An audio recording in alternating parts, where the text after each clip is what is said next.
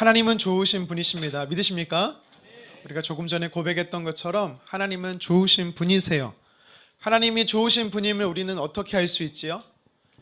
내 삶에 은혜 베푸시는 하나님을 통해 알 수 있는 것입니다. 지난주 말씀을 통해 보면 하나님께서는요, 아브라함의 삶에 큰 은혜를 부어주셨습니다. 기근으로 인해서 그는요, 약속의 땅에 머물지 않고 어디로 갔습니까? 이방 땅 애굽으로 갔었지요. 그로 인해서 발생된 문제가 뭐였습니까? 생명의 위협을 당하지요. 그리고 아내를 빼앗기게 되었습니다. 아브라함에게는 몇 가지 문제가 있었어요. 어떤 문제가 있었습니까? 세 가지가 있었어요. 간단하게 말씀드리면 첫 번째는 믿음이 사라졌어요. 하나님이 나를 지키시고 우리의 가정을 돌보시며 우리의 삶을 책임져 주신다라는 하나님을 향한 믿음을 그는 잃어버렸습니다. 이 믿음을 가지고 사실 고향에서부터 출발해서 약속의 땅 가나안까지 무려 700km를 이동해서 왔었던 겁니다. 근데 기근이란 어려움이 닥치니까 하나님을 향한 그 믿음이 온데간데 없이 사라져 버렸던 것입니다. 두 번째 문제는 무엇이었습니까? 아브라함은요, 원래 하나님과 늘 친밀한 교제를 나누던, 늘 주님 앞에 묻고 기도하던 사람이었습니다. 그가 갈대아 우르에서 출발할 때도 마찬가지였어요. 하나님이 나타나셨을 때 그는 하나님과 대화했습니다. 기도했고요. 기도의 응답의 확신을 가지고 출발했던 것입니다. 약속의 땅 가나안 땅에 도착했을 때도 똑같았어요. 그는 하나님의 말씀이 임할 때 그걸 아멘으로 받았고 주님과 교제했습니다. 근데 문제는 뭐예요? 삶 속에 현실적인 문제가 닥치니까 엎드려 기도하기보다는 인간적으로 생각한 겁니다. 그래서 그는요, 가나안 땅으로 가게 되었던 것이지요. 아브라함에게 있어서 세 번째 실수가 뭡니까? 약속을 잊어버렸다라는 겁니다. 하나님이 아브라함을 처음 부르실 때 약속을 한 가지 하시잖아요. 그 약속에는 내용이 세 가지가 있었어요. 무엇입니까? 너로 큰 민족을 이루겠다. 내 이름을 창대하게 하겠다. 너를 복의 근원으로 삼겠다라는 것이었습니다. 아브라함은요, 하나님이 나를 이렇게 쓰시겠다라는 약속을 붙잡고 그는 출발했던 겁니다. 가나안 땅에 도착할 수 있었던 겁니다. 늘 마음에 이 약속을 새기면서 살아야 했는데 어떻게 됩니까? 어려움이 닥치니까 그 약속도 잃어버렸던 거예요. 그래서 애굽으로 갔던 것입니다. 하나님은요, 선지자 이사야를 통해서 40장 8절에 뭐라고 말씀한지 아세요? 풀은 마르고 꽃은 시드나 우리 하나님의 말씀은 영원히 선다. 아멘. 이게 무슨 말입니까? 세상이 아무리 빨리 변해도, 세상이 너무 크게 변해도 하나님의 말씀은 동일하다라는 겁니다. 하나님의 말씀은 기록될 때도 능력이 되지만 지금 우리 시대에 우리가 접하는 그 말씀도 우리 삶에, 내 삶에 능력이 된다라는 사실입니다. 그 약속을 붙잡았어야 되는데 놓친 거죠. 이렇게 아브라함은 기근으로 인해서 말씀과 기도와 믿음, 신앙의 삼박자를 모두 잃어버렸던 거예요. 그럼에도 불구하고 하나님은 어떻게 하십니까? 그를 건져내시지요. 그의 아내를 회복시켜 주십니다. 그래서 우리가 3절부터 읽었지만 1절 말씀에 보면 하나님이 그를요, 애굽에서부터 다시 가나안 땅으로, 네겝으로 이끄시는 것을 보게 됩니다. 전적으로 하나님의 은혜였습니다. 하나님이 열심히 그 일을 이루신 것입니다. 여러분, 우리의 삶도 동일합니다. 하나님의 열심이 비록 넘어지고 쓰러지고 연약한 나의 삶이지만 그럼에도 불구하고 하나님은 저와 여러분의 삶 안에 일하십니다. 심지어 2절에 보시면 어떤 일이 일어나요? 많은 가축과 은과 금을 그에게 재정적으로 많이 부어주셨다라고 말씀합니다. 어떻게 이런 일이 가능합니까? 하나님이 좋으신 분이시기 때문이세요. 하나님의 그 열심으로 저와 여러분들 삶에 좋은 일을 행하시는 분이십니다. 그래서 여러분 축복합니다. 하나님은 좋으신 분이시고 하나님은 열심으로 여러분 삶에 일하실 것이기 때문에 믿음으로 끝까지 주님 따라가기를 간절히 축원합니다. 하나님의 열심이 아브라함을 다시 약속의 땅으로 돌아오게 하셨어요. 하나님의 품으로 돌아오게 하신 겁니다. 그리고 우리가 오늘 읽었던 스토리가 진행이 된 것이죠. 이것이 주는 영적인 의미가 있습니다. 무엇이냐면 가나안 땅에서 살아가는 아브라함의 행적을 통해서, 이것을 통해 오늘을 살아가는 하나님의 백성된 우리 삶 안에 하나님께서 무엇을 말씀하고 싶어 하는가? 그것은요, 하나님의 사람은 이렇게 살아가야 한다라는 겁니다. 하나님의 사람은 어떻게 살아가야 한다고요?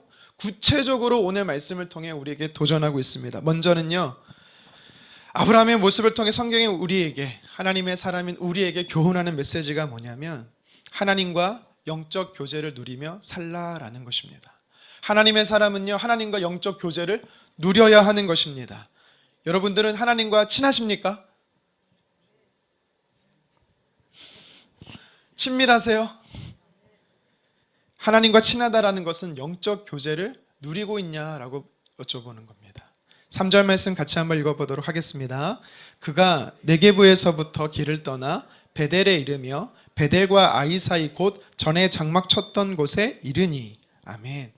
성경이 뭐라고 말하고 있어요? 네게부에서요, 베델과 아이 사이로 갔다라고 말합니다. 사진 하나 보여드리겠습니다. 지도인데요, 가나안 땅 지도입니다. 잘 안 보이실 수가 있는데 가장 남쪽이 네게부라는 곳이에요. 원래 네게부라는 말이 남방이란 뜻이고 척박한 땅, 사막이란 뜻이 있어요. 그래도 네게부도요, 가나안 땅입니다. 근데 여기서요, 베델과 아이 사이로 갔다. 어디냐면 지도상 가장 북쪽에 있는 곳이 베델과 아이입니다. 사이예요. 그곳이 거리상으로 200km가 넘습니다. 이 여정을 아브라함이 떠난 겁니다. 여기서 우리는 두 가지를 생각해 봐야 돼요. 하나는 왜 아브라함은 이동했을까라는 겁니다. 방금 말씀드린 대로 성경은요, 하나님이 아브라함을 애굽에서 약속의 땅으로 데리고 오셨다고 했어요. 하나님의 열심으로. 그 땅이 네게부입니다. 그 말은 네게부에 정착해도 된다라는 뜻이에요. 거기에 아브라함이 살았어도 됩니다. 그런데 거기에 멈추지 않고 여정을 떠났다라는 거죠. 왜 그랬을까? 두 번째로 생각해 볼 것은요, 왜 그러면 이전에 살던 베델과 아이 사이로 다시 갔느냐라는 겁니다. 여러분, 지도에서 보이는 것처럼 전체가 가나안이에요. 그러면 어디든 그 땅 안에서는 이동해도 돼요. 더 좋은 기름진 땅도 있었습니다. 서해 해안가를 따라서, 서쪽의 해안가를 따라서 살아도 됐습니다. 요단 동편의 기름진 땅에 머물러도 됐어요. 아니면 더 북쪽으로 올라가도 됐습니다. 근데 그렇게 하지 않고 굳이 과거에 살았던 베델과 아이 사이로 간 것입니다. 그 이유가 무엇일까요? 여러분, 우리는 보통 이사를 할 때 어떤 기준으로 이사를 하죠? 결혼해서 이사하기도 하고, 또 직장 때문에 이동하기도 하고, 아니면 자녀 교육 때문에 이사 가기도 하고, 그렇지 않습니까? 아니면 재정에 맞춰서 또 이사 가기도 하고, 그렇잖아요. 결국 우리의 육체적인 필요와 현실적인 필요를 따라서 이동하는 겁니다. 그런데 아브라함은 달랐다라는 겁니다. 어떻게 알 수 있냐면 4절 상반절의 성경이 우리에게 이야기해 주고 있어요. 우리 같이 말씀 읽어보도록 하겠습니다. 그가 처음으로 제단을 쌓은 곳이라. 아멘. 왜 베델과 아이 사이로 갔다라고 성경이 말하고 있어요? 아브라함이 처음으로 제단을 쌓았던 곳이기 때문에 갔다라는 것입니다. 많은 식소들과 가축들을 이끌고 힘들지만 대이동을 했던 이유가 성경이 뭐라고 말합니까? 하나님께 예배했던 곳을 갔다라는 겁니다. 영적인 이유였다라는 거예요. 그런데 아브라함이 과거에 왜 이곳에서 제단을 쌓은지 아세요? 첫 제단을 이곳에 쌓은 이유가 무엇인지 아세요? 그곳은요, 하나님께서 아브라함을 만나주셨던 장소, 아브라함 입장에선 하나님을 경험했던 은혜의 장소였기 때문입니다. 창세기 12장 7절 말씀 같이 한번 읽겠습니다. 여호와께서 아브라함에게 나타나사 이르시되 내가 이 땅을 내 자손에게 주리라 하신지라. 자기에게 나타나신 여호와께 그가 그곳에서 제단을 쌓고. 아멘.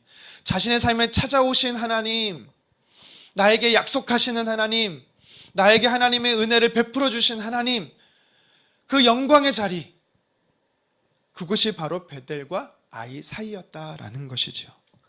그래서 그곳으로 간 거예요. 여러분들에게 특별히 기억 남는 장소, 추억이 깃든 장소들이 있죠. 국내든 해외든 분명히 있을 겁니다. 그 중에 영적 고향과 같은 곳이 있습니까? 하나님을 경험하고 하나님을 뜨겁게 사랑했던 그 장소가 있으세요? 저에게도 그런 곳이 있습니다.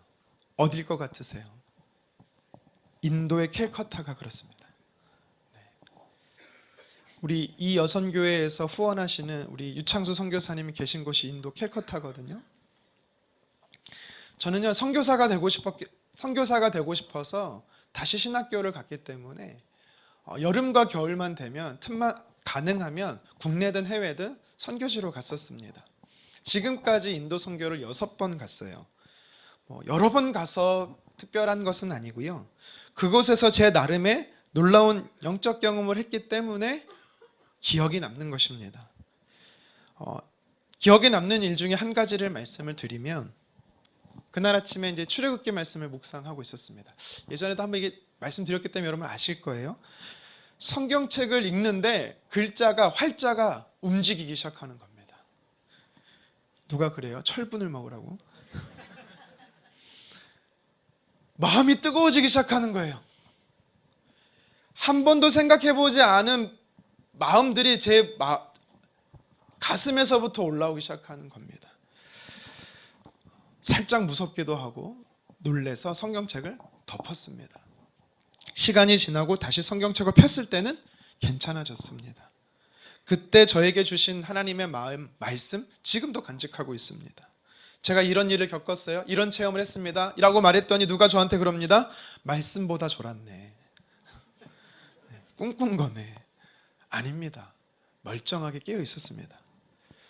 저에게는요 나름의 신비적인 체험이었기 때문에, 인도하면 보통 사람들은 더러운 곳, 이상한 곳, 낯선 곳이라고 말하지만 저는요 행복하고 좋은 추억이 가득한 영적 고향과 같은 이미지입니다. 오늘 4절 말씀에 아브라함에게 베델과 아이 사이가 바로 그런 곳이었다라는 거예요. 하나님을 만났던 곳, 하나님의 음성을 들었던 곳, 영적 체험이 있었던 곳, 그래서 그곳으로 다시 간 겁니다. 그곳에 도착하자마자 아브라함이 제일 먼저 무엇을 합니까? 4절 하반절 말씀 읽겠습니다. 그가 거기서 여호와의 이름을 불렀더라. 아멘. 누구야? 아무개야? 어딨어? 사람을 찾으려고 부른 것이 아니라, 여기서 부르다라는 히브리 원어를 보니까요 도움을 청하다, 찬양하다라는 뜻입니다. 다시 말해서 하나님의 이름을 불렀다라는 것은 찬양과 기도, 다시 말해 하나님 나의 예배를 받으십시오라고 아브라함이 하나님께 영광 올려드렸다라는 것입니다. 사실 아브라함은요 이번이 처음 예배드린 게 아닙니다.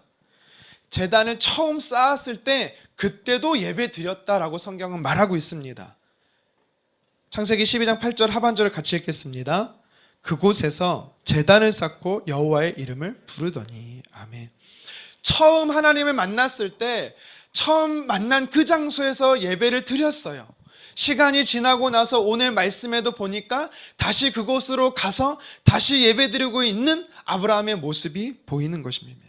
여러분, 이것이 우리에게 무엇을 의미할까요? 우리에게 주시는 영적 메시지가 무엇입니까? 하나님의 사람은 아브라함처럼 살아야 된다라는 겁니다. 무엇입니까? 하나님을 예배해야 된다라는 거예요. 다시 말하면 하나님의 사람은 하나님과의 영적 교제가 늘 있어야 된다라는 사실입니다. 아브라함에게 있어서 지우고 싶은 것이 하나 있었습니다. 무엇을 지우고 싶었냐면 하나님 없이 살던 삶을 지우고 싶었어요. 창세기 12장 9절부터 해서 창세기 13장 1절 그 전반부까지 모두 지우고 싶었어요. 왜요? 하나님을 떠났던 삶이었거든요. 물론 지우고 싶다고 해서 과거가 다 사라지지는 않습니다. 우리의 실패, 실수, 아픔 지워지지 않습니다. 하지만 극복은 될 수 있습니다. 어떻게요? 어떻게 회복될 수 있습니까? 아브라함이 어떻게 그 과거를 회복할 수가 있었습니까? 하나님과 영적 교제를 다시 시작했기 때문에 회복될 수 있었다라는 겁니다. 여러분, 우리도 하나님과 영적 교제를 누리면 다시 시작하면 회복됩니다. 아브라함은 기근으로 인해 하나님과 멀어졌던 삶을요 삭제하고 싶었어요. 삭제가 됐어요. 어떻게 해요? 하나님과 친밀한 교제의 장소로 찾아가서 다시 하나님과 친밀한 교제를 누리기 시작했기 때문에 그는요 하나님 없던 삶을 지울 수가 있었습니다. 하나님을 예배하는 동안에 그는 약해졌던 믿음이 강화되었습니다. 나의 삶을 인도하시고 지키시고 보호하시고 책임져 주실 하나님을요 그는 믿기 시작했습니다. 하나님을 예배하기 시작했더니 하나님과 대화하기 시작하는 겁니다. 하나님을 예배하기 시작했더니 나를 향한 하나님의 약속의 말씀들이 다시 회복되기 시작했다라는 사실입니다. 여러분, 우리가 이 땅에서 살아가면서 이 세상에서 하나님의 사람으로 살아가면서 제일 먼저 해야 될 것이 무엇입니까? 바로 영적 교제를 회복하는 겁니다. 다시 질문하겠습니다. 하나님과 친하십니까? 친하다라는 것은요, 오늘 아브라함의 통해서 보면 하나님과 교제를 하고 있냐라는 것입니다. 여러분, 영적 교제를 누리고 있다면 하나님과 가까워진 거예요. 친해진 겁니다. 마음과 뜻과 정성을 다해 영과 진리로 하나님을 예배하고 있다면 우리는 주님과 가까워지고 있는 것입니다. 아브라함은요, 하나님과 원래 가까웠어요. 근데 어떤 계기를 통해서 하나님과 멀어졌습니다. 그 계기를 어떻게 좁혔습니까? 하나님과 교제하기 시작했습니다.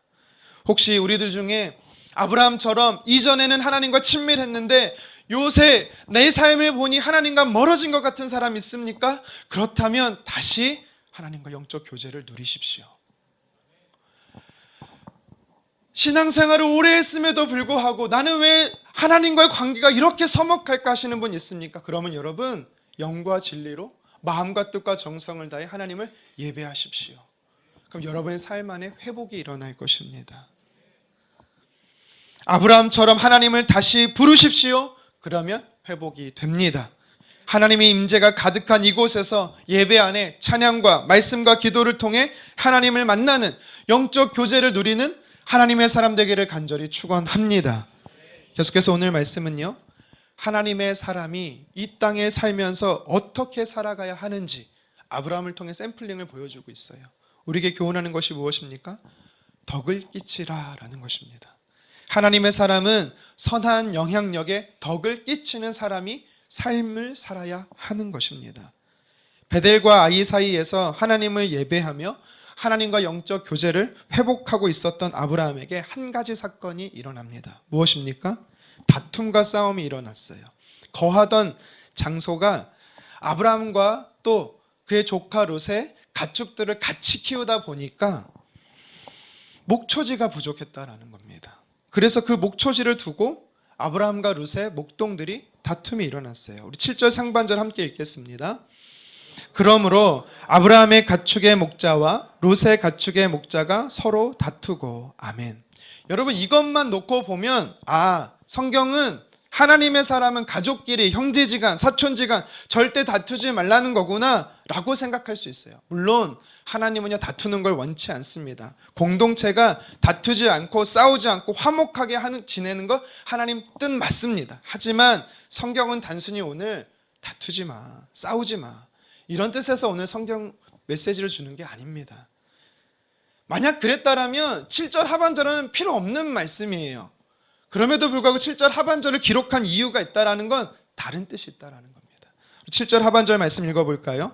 또 가나안 사람과 브리스 사람도 그 땅에 거주하였는지라. 아멘. 지금 아브라함에 살던 그 땅에 아브라함과 룻 말고도 가나안 사람들, 브리스 사람들이 함께 있었다라는 겁니다. 정말 목초지에 땅이 제한적이었다라면 사실 아브라함과 롯의 목동들만 싸울 것이 아니라 현실적으로 가나안 땅의 목자들, 가축을 치던 사람들, 브리스 사람들 중에 목자들하고도 다툼이 있었어야 정상적입니다. 그래서 성경은 뭐라고 말하고 있습니까? 그들과의 다툼은 없었대요. 근데 유독 이상하게 아브라함과 룻의 목자들만 다투고 그들을 보고 있는 이방인들의 모습이 기록되어 있는 것입니다. 여러분, 정말 성경이 하나님의 사람인 저와 여러분들에게 진짜 전하고 싶은 메시지가 뭐냐면 바로 하나님의 사람은 덕을 끼치라라는 거예요. 더더욱이 하나님을 모르는 이방 사람들에게 덕을 끼치라라는 것입니다. 지금 말씀에 보면 브리스 사람들, 가나안 사람들은요, 보고 있어요. 아브라함의 가족들을 보고 있는 겁니다. 저 집은 뭐 이렇게 맨날 싸워? 욕도 심하게 하고 층간소음도 왜 이렇게 잘 일으켜? 주차 좀 똑바로 하지. 분리수거 좀 똑바로 하지. 집 앞에 쓰레기도 안 치운 저 사람들 누구냐 도대체. 근데 웬걸? 대문에 교패가 떡하니 붙어있어. 뭐라고 생각하겠어요? 아이고, 교회는 또 다녀? 아이고, 먼저 사람이 되라. 여러분, 이런 말 안 하겠습니까? 세상 사람들은요, 오늘 본문에 가나안 사람, 브리스 사람들은요, 다 보고 있는 거예요. 우리가 시키지도 않았는데 하나님의 사람들이 하나님 말씀대로 잘 살고 있는지 판단합니다. 평가합니다. 물론 남들이 나를 어떻게 평가하는 거 중요하지 않아. 난 내 마음대로 살면 되지. 물론 이렇게 말할 수 있습니다. 하지만 여러분, 예수님께서 뭐라고 말씀하십니까? 너희 착한 행실을 보이라. 선을 행하라, 덕을 끼치라라고 말씀하셨습니다. 마태복음 5장 16절 함께 읽겠습니다. 이같이 너희 빛이 사람 앞에 비치게 하여 그들로 너희 착한 행실을 보고 하늘에 계신 너희 아버지께 영광을 돌리게 하라. 아멘. 보여주는 모습, 보여지는 모습 모두 다 중요하다라는 거예요. 특히 이방인들에게는. 왜요?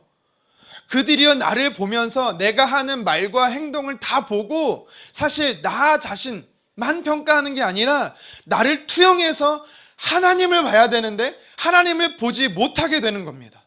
성경은 뭐라고 말씀하십니까? 그게 하나님의 영광을 가리는 거래요. 교회를 떠나는 사람들의 면면을 보면 물론 하나님이 나를 안 도와주셔 라고 하나님께 실족해서 떠나는 사람도 있겠지만, 교회에서 누가 떠나는가 보면 교회 안에 사람들에게 상처받은 사람들이 떠납니다. 덕을 끼치지 않는 사람들 때문에 그렇습니다. 목회자일 수도 있고요, 일반 성도일 수도 있습니다. 내가 저 사람 때문에 교회 나가나 봐라. 여러분, 이것은요 모두 하나님의 영광을 가리는 거예요.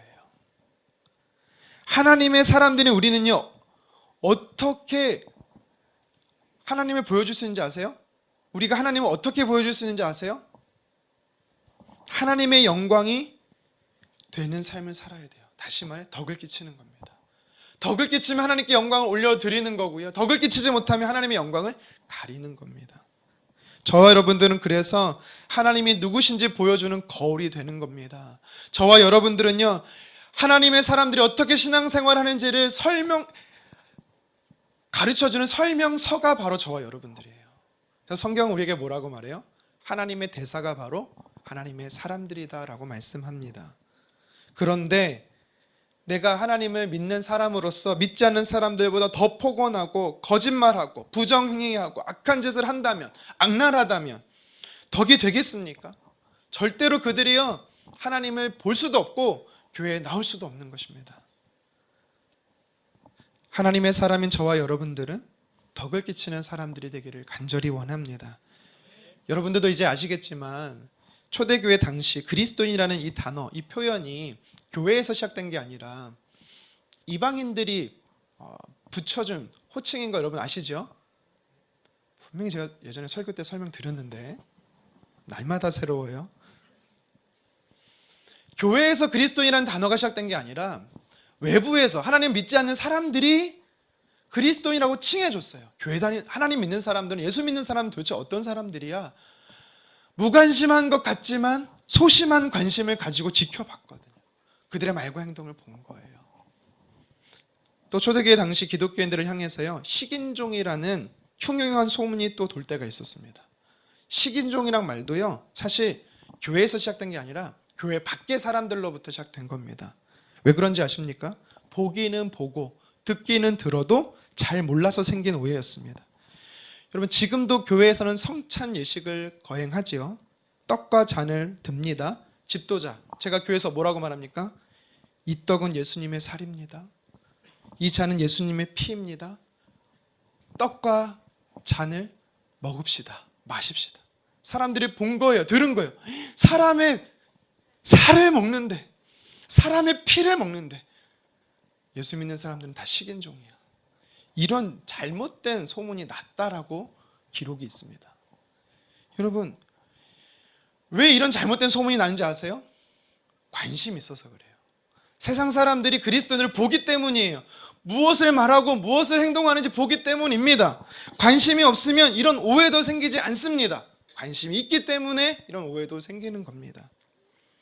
세상 사람들은요, 지켜봅니다. 브리스 사람들과 가나안 사람들은요, 아브라함의 가족들을 지켜봤습니다. 하나님의 사람들이 어떻게 살아내는지 지켜봤습니다. 로마서 14장 18절 함께 읽도록 합니다.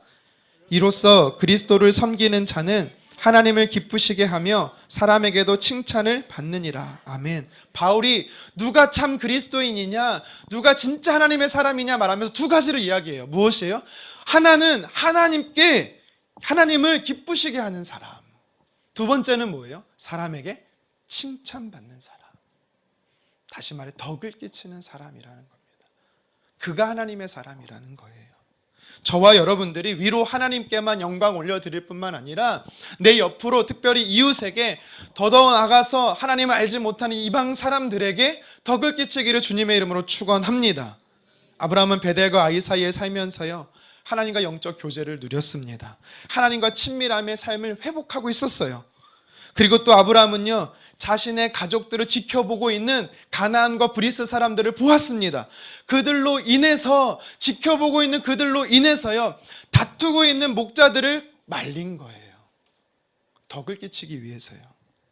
여러분, 하나님의 사람들은 보이지 않는 하나님께도 잘해야 되지만 내 주변에 보이는 사람에게도, 특히 믿지 않은 사람에게 더더욱 잘해야 되는 것입니다.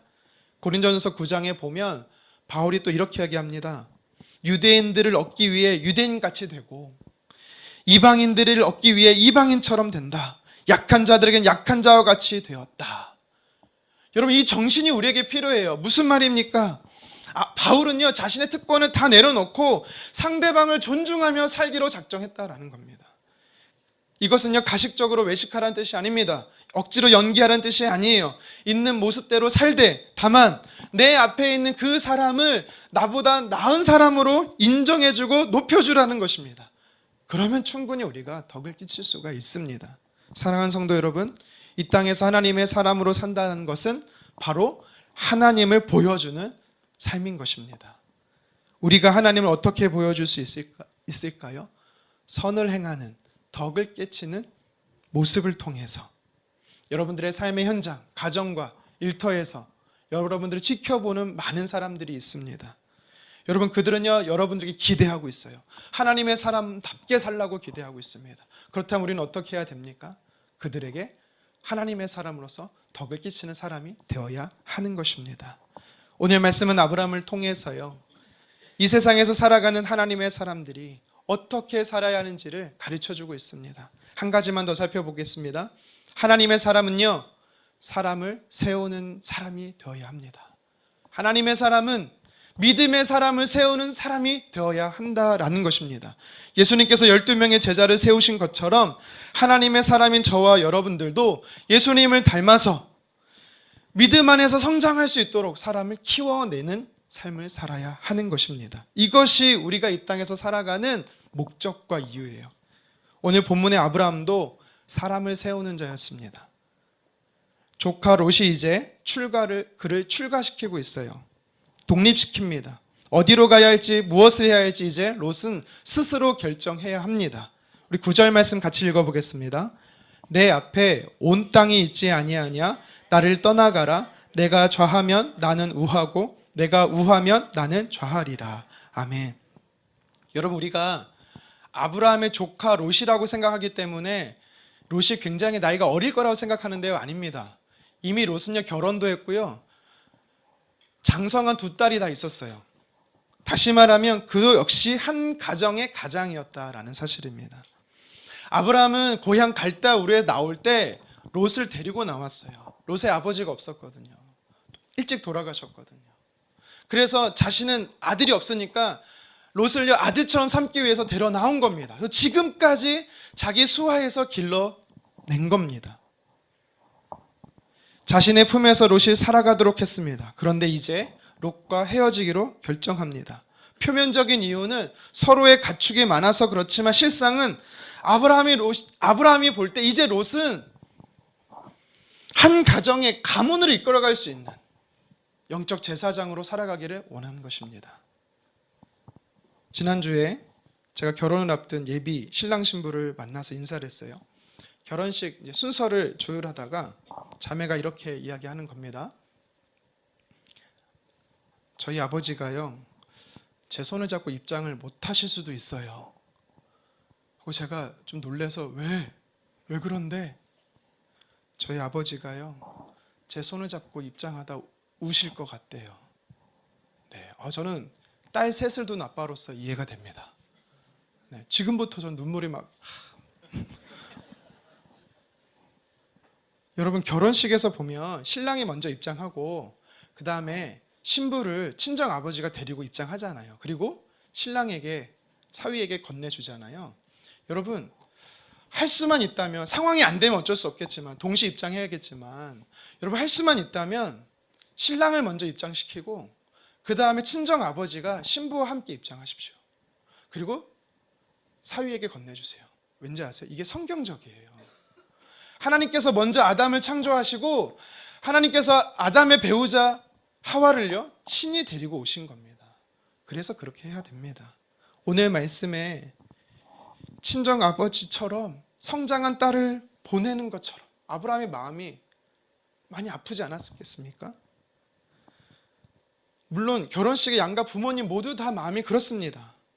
아브라함은 아들처럼 키운 조카 롯을요 이제 좌하든지 우하든지 보내려고 합니다. 어떤 분들은 이 부분을 놓고 아브라함이 롯을 괘씸하게 여겨서 보냈다라고 이야기하는데요, 저는 말씀을 묵상하는 내내 그런 마음이 안 들어요. 도리어 롯을 보내야 되는 아브라함의 마음이 찢어지게 아픈 것처럼 저는 느껴졌습니다. 그동안 롯에게 있어서 비바람을 막아주던 존재가 아브라함이었습니다. 안전한 울타리가 되어주던 존재가 아브라함이었습니다. 근데 이제는 없어요. 롯이 스스로 살아내야만 합니다. 혼자의 힘으로 그 땅을 개척해야만 합니다. 잘해 나갈 수 있을까? 롯을 바라보는 아브라함 염려되고 걱정됩니다. 자주 볼 수 없기 때문에 허전하고 서운합니다. 그럼에도 불구하고 아브라함이 롯을 보내주고 있어요. 왜입니까? 지금까지 자기가 할 수 있는 최선을 다해서 아브라함은요 양육했습니다. 해줄 수 있는 거 다 해줬습니다. 이제 더 이상 해줄 게 없는 거예요. 이제는요 롯을 위해서 롯이 스스로 나아갈 수 있도록 독립시키는 것, 이것이 아브라함이 해줄 수 있는 마지막 방법이었습니다. 품 안의 자식이라고 여전히 아브라함에게서는 연약해 보이지요. 부족해 보입니다. 하지만 한 가정의 가장으로 가문의 어른 수장이 되도록 놓아줘야 되는 것입니다. 여러분, 믿음의 공동체도요, 교회 공동체도요, 아브라함과 같아야 합니다. 무엇입니까? 아브라함이 롯을 세워주었던 것처럼 하나님의 사람이 있는 믿음의 공동체는요, 내가 먼저 믿고 하나님의 자녀로, 예수님의 제자로 살아간다면 저 누군가도 나와 같이 스스로 하나님을 만날 수 있도록, 스스로 하나님을 예배할 수 있도록 여러분 세워주는 게 교회 공동체인 것입니다. 예수님께서 우리에게 뭐라고 마지막에 사명을 주셨습니까? 마태복음 28장 19절 상반절 함께 읽겠습니다. 그러므로 너희는 가서 모든 민족을 제자로 삼아. 아멘. 모든 사람을요 예수님의 제자로 세우라라고 예수님이 말씀하십니다. 예수님께서는 공생을 시작하기 전에 먼저 12명의 제자를 세우셨습니다. 그리고 그들을요 마지막에 좌로나 우로나 온 열방으로 보내셨습니다. 왜 보내셨습니까? 또 다른 제자를 세우라고 보내신 것입니다. 그렇게 시간이 2000년이 흘러서 지금 저와 여러분들에게까지 복음이 전해지고 우리도 하나님의 사람으로 예수님의 제자로 살아가고 있는 것입니다. 예수님의 제자가 되어 하나님을 섬기는 우리는 이제 어떻게 해야 합니까? 또 다른 예수님을 모르는 자에게 복음을 전하고 그들이 하나님을 예배할 수 있도록 세워줘야, 양육해야 되는 것입니다. 여러분, 이것은요 교회 안에 순장님들만 하는 게 아닙니다. 다음 세대의 교사들만 그런 게 아니라 모두가 해야 할 교회의 사명인 것입니다. 하나님의 사람들은요 사명이 있습니다. 바로 사람을 세우는 것입니다. 먼저 믿어 하나님의 사람이 된 우리들이 아직 예수님을 모르는 자에게 복음을 전하며 그들이 스스로 하나님을 예배할 수 있는 존재가 되도록 우리는요 양육해 주어야 합니다. 그런 사람이 바로 하나님의 사람입니다. 말씀을 정리합니다. 예수님을 믿어 하나님의 자녀된 하나님의 사람은 어떤 삶을 살아내야 하는가? 오늘 성경은요, 아브라함을 통해 우리에게 세 가지의 모습을 가르쳐주고 있습니다. 여러분, 각각의 삶에는요, 명확한 방향성이 있어요. 대상이 있습니다. 첫 번째는요, 하나님을 향하고 있습니다. 두 번째는요, 이웃을 향하고 있습니다. 세 번째는요, 공동체 구성원들을 향하고 있습니다. 하나님의 사람은요, 이 세 가지의 삶의 영역들을 살아내야 합니다. 먼저는 하나님과 관계에서 영적 교제를 누려야 합니다. 아브라함은 네게브 땅에서 베델과 아이 사이 첫 제단을 쌓았던 곳으로 돌아왔어요. 그곳에서 하나님께 예배했습니다. 왜입니까? 하나님과 친밀한 교제를 회복하기 위해서입니다. 우리가 하나님과 교제를 회복하게 되면 하나님과 관계가 회복되어지는 것입니다. 하나님과 영적 교제를 통해서 저와 여러분들이 하나님과 가까워졌으면 좋겠어요. 우리 인생에서 그 무엇보다 가장 최우선 순위가 바로 하나님과 영적 교제가 되기를 간절히 원합니다. 세상 사람들과 관계에서 하나님의 사람으로 어떻게 살아가야 합니까? 덕을 끼치는 삶을 살아야 합니다. 세상 사람들은 항상 하나님의 사람인 우리를 보고 있습니다. 말을 듣고 있고요, 행동을 유심히 살펴보고 있습니다. 그리고 우리를 통과해서 살아계신 하나님을 그들은 보기 원하고 있습니다. 그래서 저와 여러분들이 하나님을 보여줄 수 있는 덕을 끼치는 삶이 돼야 돼요. 왜 아브라함이 목자들의 다툼을 말렸습니까? 그들을 보고 있던 가나안과 브리스 사람들이 있었기 때문입니다. 사랑하는 성도 여러분, 세상에서 살아가되 하나님의 사람으로 살고 하나님의 사람으로서 선한 영향력, 덕을 끼치는 자 되기를 간절히 원합니다. 마지막으로 교회 공동체 안에서는요, 하나님의 사람은 어떻게 살아야 합니까? 믿음의 사람을 세우는 일에 적극적으로 힘써야 된다라는 겁니다. 그것이 교회가 존재하는 목적입니다. 사람을 세우는 일은요, 여간 어려운 일이 아닙니다. 매우 어렵습니다. 시간도 오래 걸립니다. 고통도 따릅니다. 예수님께서는요, 직접 세운 12명의 제자들에게 배신도 당했습니다. 아브라함도요, 전혀 망설임 없이 뒤를 돌아보지 않고 떠나는 롯을 보면서 마음이 서운했을 겁니다. 그렇지만 예수님은 제자를 세우는 일을 절대 포기하지 않으셨습니다. 오늘 본문의 아브라함도 그랬습니다. 끝까지 자기가 할 수 있는 영역까지 최선을 다했고 양육했습니다. 그리고 롯을 내어 보내준 것입니다. 저와 여러분들도 어린아이에서부터 장년에 이르기까지 예수님 닮은 믿음의 사람 되도록 여러분, 사람을 세우는 이 사명, 헌신에 힘쓰기를 주님의 이름으로 축원합니다. 하나님과 영적 교제하는 일에 힘쓰고 믿지 않는 사람들에게 덕을 끼치고 교회 안에 믿음의 사람을 세우는, 예수님의 제자를 세우는 일에 하나님의 사람으로 살아가기를 주님의 이름으로 축원합니다.